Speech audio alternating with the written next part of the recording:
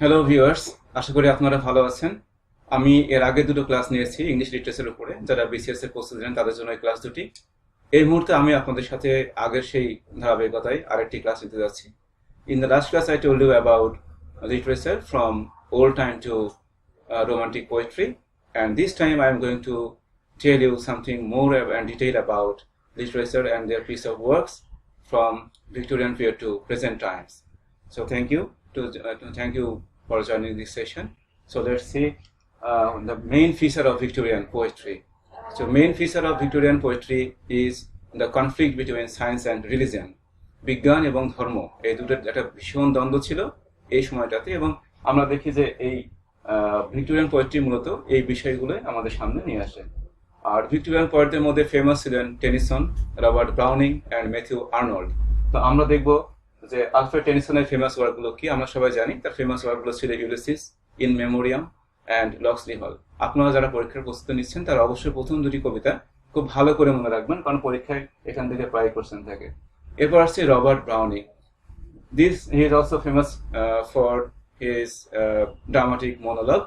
আমরা জানি যে এটা তার বিখ্যাত একটি কর্ম, এবং তার কবিতাগুলোতে আমরা দেখছি যে ফুল অপটিমিজম, অত্যন্ত আশাবাদী কবি তিনি।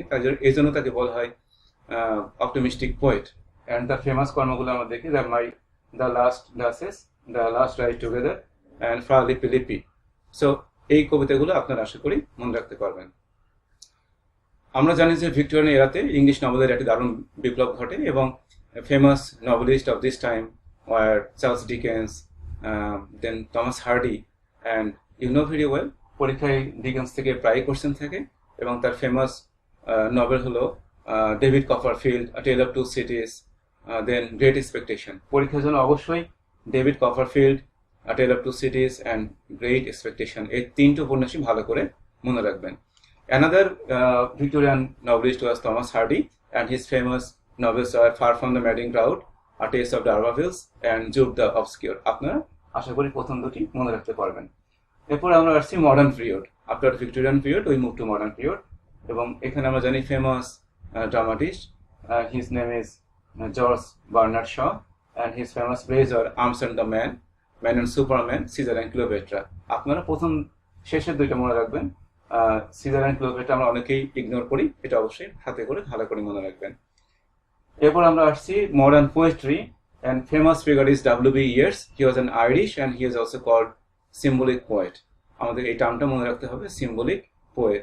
এবং তার ফেমাস কবিতাগুলো হলো যেমন Easter 1916 and the second coming, এই দুটো ভালো করে মনে রাখবেন। Another famous poem is the wild swans at Coole. এই তিনটি একটু ভালো করে মনে রাখার চেষ্টা করবেন। Another leading and dominant novelist of 20th century is D.H. Lawrence, এবং আমরা জানি তার বিখ্যাত নভেলগুলো হলো lady Chatterley's lover, sons and lovers, and also the rainbow. আপনারা সানস অ্যান্ড লাভার্স এই উপন্যাসটার নাম একেবারেই ভুলবেন না, কারণ হলো যে এটা খুবই আসলে ইম্পর্টেন্ট ফর এনি টেস্ট। এরপর আসছি ইএম ফোস্টার। ইনি ইংলিশ রাইটার, কিন্তু ইনি সমস্ত কাজ করেছেন ইন্ডিয়া বেসিস, এবং তার ফেমাস বুকটা হলো A Passage to India, it's a fiction, and আরেকটি সুনামধন্য উপন্যাস হলো Where Angels Fear to Tread। এই দুটো নাম আপনারা আশা করি মনে রাখতে পারবেন। এরপরে আমরা আসছি জর্জ অরওয়েল। এর লেখাগুলো ছিল খুবই অ্যালিগোরিক্যাল, অর্থাৎ প্রতীকধর্মী, এবং তার বিখ্যাত কর্ম হলো animal farm and the shooting and elephant. আপনারা মনে রাখবেন যে শুটিং অ্যান্ড এলিফ্যান্ট এটা সেটিং ছিল বার্মা, রিসেন্ট যেটাকে আমরা বলি মিয়ানমার। এই সেটিংটা পরীক্ষার জন্য একটু ইম্পর্টেন্ট, আপনারা নোটিস করবেন। এরপরে আমরা আসছি James Joyce. He is also an Irish, এবং আপনাদের মনে রাখতে হবে যে জেমস জয়েস অত্যন্ত dominant novelist of the last century. কেন বলা হচ্ছে, এবং তাকে বলা হয় যে he is the best novelist of last 100 years, এটা আপনারা মনে রাখবেন। আর তার বিখ্যাত ফিকশন হলো portrait of the young man as an artist and Ulysses. এই দুইটি নাম আপনারা কখনোই ভুলবেন না। এরপর আমরা আসছি TS. Eliot, the giant figure and giant poet of 20th century, এবং তার বিখ্যাত কবিতা হলো ওয়েস্টল্যান্ড। আপনারা এই পাবলিকেশন ডেটটা মনে রাখবেন 1922। It is very important for test. আমি আগের ক্লাসে আপনাদের বলেছিলাম যে কিছু মেজর ওয়ার্কের আপনারা পাবলিকেশন ডেটগুলো মনে রাখার চেষ্টা করবেন। আমরা জানি যে টি.এস. এলিয়ট মূলত কবি, but he also wrote some plays. তার কিছু নাটক ছিল, যেমন the murder in the cathedral, the family reunion and the cocktail party.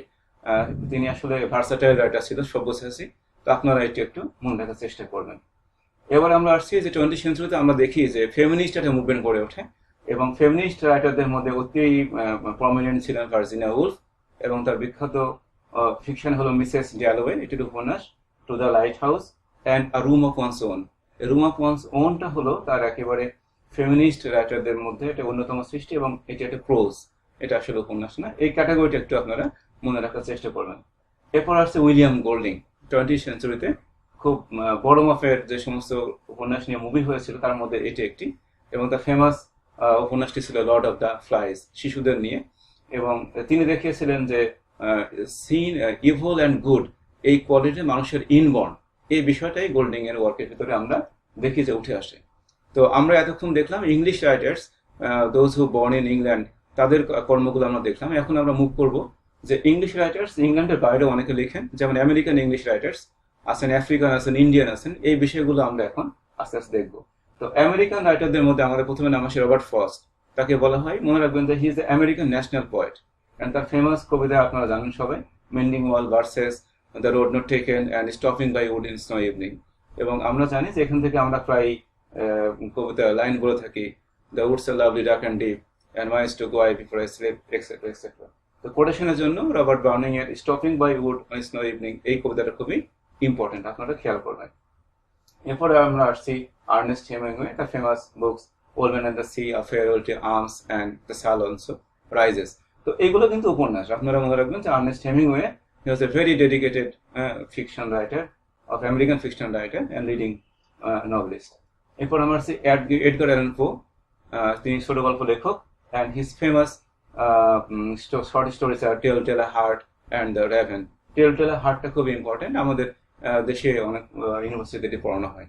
তো it's very prominent short story writer. He is also American.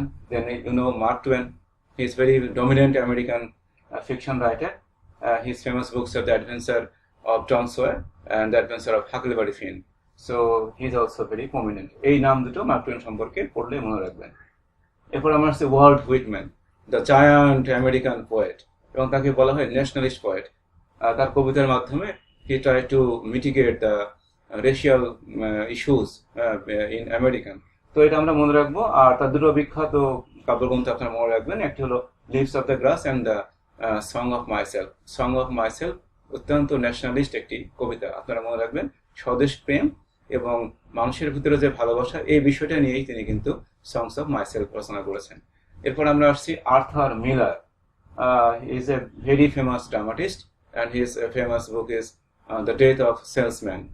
এই প্রথমবারের মতো কোনো আমেরিকান রাইটার তিনি সফলভাবে নাটক লেখেন, এবং যে নাটকটা ছিল অত্যন্ত আধুনিক নাটক। তো আমরা এতক্ষণ আমেরিকান রাইটারদের সম্পর্কে জানতে পারলাম। এবার আমরা দেখবো যে আফ্রিকান রাইটাররা ইংলিশে লিটারেচার তাদের কন্ট্রিবিউশন কতটুকু।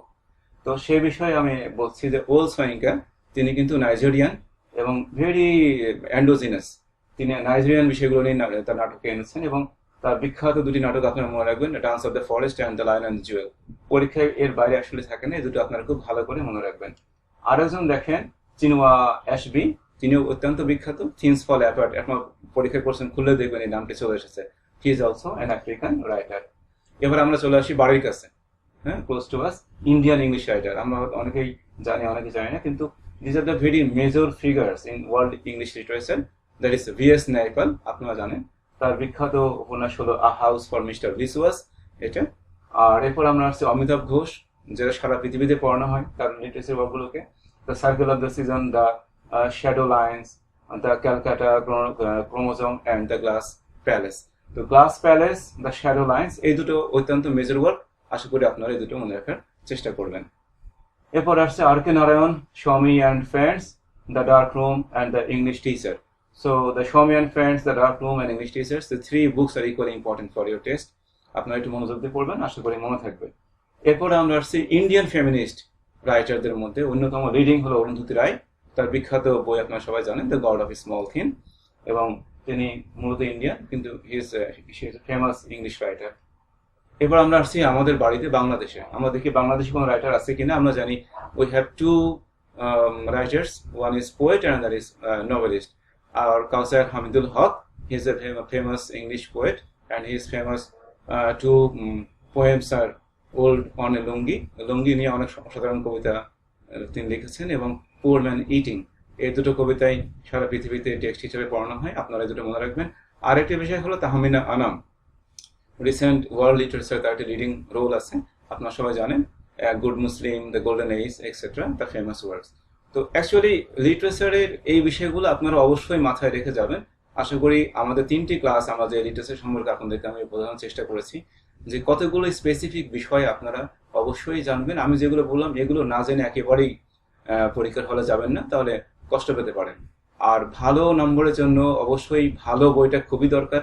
আপনারা চেষ্টা করুন ভালো বই সংগ্রহ করার, যেখানে এই বিষয়গুলো আরেকটু ডিটেল লেখা আছে, এদের ক্যাটাগরি কি, পাবলিকেশন ডেট কত, এই সবই আছে। তো আমি একটা বই নাম আপনাদেরকে বলেছিলাম, সিলেক্টিভ ইংলিশ। এই বইটি আপনারা পড়লে আশা করি এই লিটারেচার যে 15 মার্কস দরকার, এটা আপনারা সহজে পেয়ে যাবেন এবং আপনারা পরীক্ষাতে অনেক ভালো করবেন।